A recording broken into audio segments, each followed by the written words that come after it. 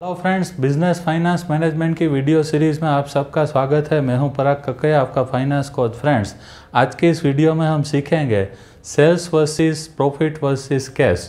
तो friends, generally हमने हमारे एक्सपीरियंस से ये ऑब्जर्व किया है कि जनरली किसी भी बिजनेसमैन का 24 आवर फोकस उसके सेल्स को बढ़ाने पे रहता है कि वो ज़्यादा से ज़्यादा अपने सेल्स को कितना इंक्रीज़ कर सकता है। तो फ्रेंड्स, हमारे बिजनेस में सेल्स जितना इम्पोर्टेंट है उतनी ही इम्पोर्टेंट दो और चीज़ भी है। तो वो दो और कौन से फैक्टर्स है जिस पे हमारा फोकस होना ज़रूरी है? तो वो दो फैक्टर है प्रॉफिट एंड कैश। तो हमें हमारे बिजनेस में प्रॉफिट एंड कैश मैनेजमेंट पे भी फोकस रखना है।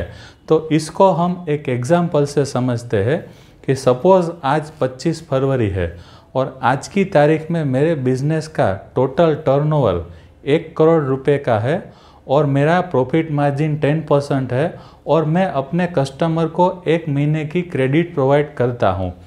नाउ फ्रेंड्स, कोई एक मेरा पुराना कस्टमर मेरे पास ऑफर लेकर आता है कि 50 लाख का ऑर्डर, 5% प्रॉफिट मार्जिन और 3 महीने का क्रेडिट पीरियड। मैं अपने सेल्स को बढ़ाने की लालच में वो ऑफ़र एक्सेप्ट करता हूँ ताकि मेरा टर्नओवर 1 करोड़ से सीधा 1.5 करोड़ हो जाए। और मैं अपने आईटी रिटर्न फाइलिंग में और इनकम टैक्स पेमेंट में इतना रेगुलर हूँ कि अप्रैल महीने की शुरुआत में ही मैं अपना आईटी रिटर्न भी फाइल कर देता हूँ और ड्यूरिंग द ईयर जो भी मैंने प्रॉफिट किया उस पर मैं इनकम टैक्स भी पे कर देता हूँ। लेकिन 3 महीने के बाद, मीन्स 25 फरवरी से 3 महीने के बाद यानी मई महीने में मुझे ये मालूम पड़ता है कि जिस पार्टी को मैंने 50 लाख का माल बेचा था उस पार्टी का मार्केट में कोई एग्जिस्टेंस ही नहीं है। तो फ्रेंड्स, इस एग्जाम्पल से हमें क्या मालूम पड़ा कि हमारे बिजनेस में सेल्स से भी ज़्यादा इम्पोर्टेंट हमारे लिए कैश मैनेजमेंट है।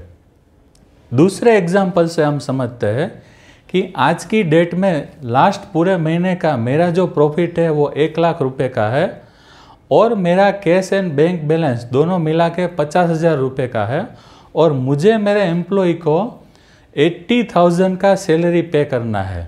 तो मैं सैलरी का पेमेंट कहाँ से करूँगा? ऑब्वियसली प्रॉफिट में से नहीं होगा। उसके लिए मेरे पास या हार्ड कैश होना चाहिए या बैंक बैलेंस होना चाहिए।